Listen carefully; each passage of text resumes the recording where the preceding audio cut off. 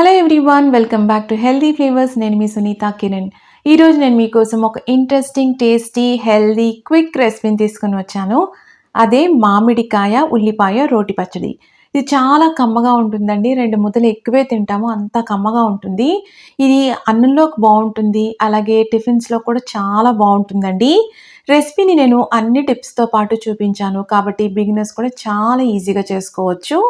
వీడియోని కంప్లీట్‌గా వాచ్ చేసి రెసిపీని తప్పకుండా ట్రై చేయండి.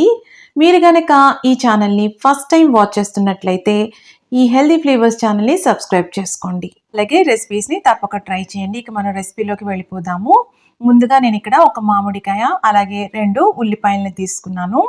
ఇవన్నీ పీల్ చేసేసుకొని మనం క్యూబ్స్‌లా కట్ చేసి రెడీ పెట్టుకోవాలి. ఇప్పుడు కడాయి తీసుకొని కొద్దిగానే ఆయిల్ తీసుకోండి. ఆ 2 ఉల్లిపాయలు నేను క్యూబ్స్‌గా కట్ చేసి వేసుకున్నాను. జస్ట్ ఒక అర నిమిషం ఇలాగా వేయించుకుంటే సరిపోతుంది. అలాగే మామిడికాయ ముక్కల్ని క్యూబ్స్గా కట్ చేసుకున్నానండి.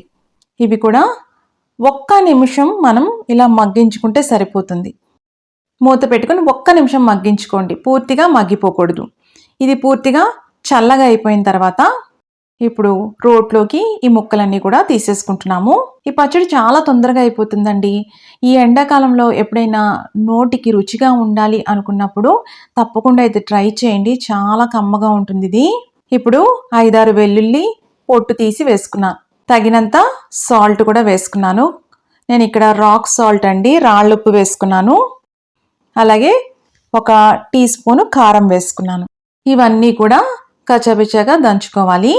ఒకవేళ రోట్లో కుదరకపోతే కనుక మిక్సీలో అయితే బరగ్గా చేసుకోండి, అప్పుడైతేనే రుచిగా ఉంటుంది. మరి మెత్తగా ఉండకూడదు. ఇది చాలా క్విక్ రెసిపీ అండి. ముద్దపప్పు కాంబినేషన్తో కూడా చాలా బాగుంటుంది. ఇది చూసారా, మెదిగిపోయింది.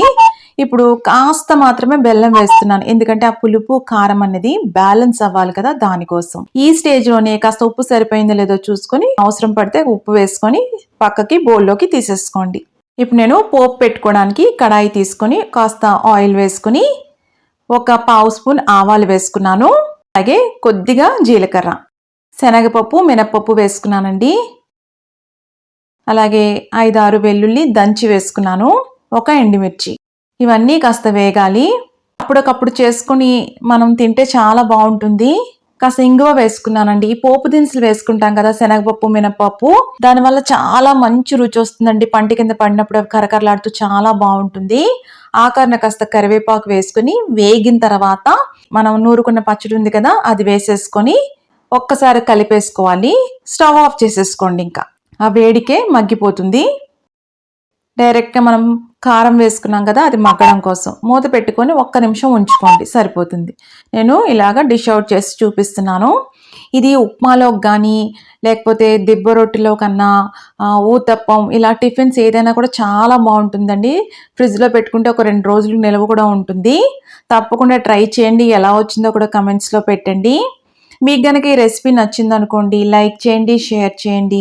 ఇలాంటి ఇంట్రెస్టింగ్ రెసిపీస్ కోసం హెల్దీ ఫ్లేవర్స్ ఛానల్ని సబ్స్క్రైబ్ చేసుకుని రెసిపీస్ ట్రై చేసి ఎలా వస్తున్నాయో కూడా కమెంట్స్లో పెడుతూ ఉండండి. ఇక్కడ నేను వేడివేడి అన్నం, ఈ పచ్చడి, కాస్త నెయ్యి వేసుకుని తింటే చాలా రుచిగా ఉంటుందండి. ఎండాకాలంలో మామిడికాయలు దొరికేటప్పుడు తప్పకుండా ట్రై చేయాల్సిన రెసిపీ ఇది. ముద్దపప్పు కాంబినేషన్తో చాలా బాగుంటుంది.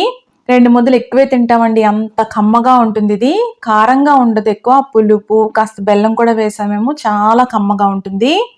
ఈ ఉల్లిపాయలు వేసాం కదా, చాలా రుచిగా ఉంటుంది. మళ్ళీ మరొక ఇంట్రెస్టింగ్ రెసిపీతో మిమ్మల్ని కలుస్తాను. అంతవరకు stay healthy, happy. Thank you.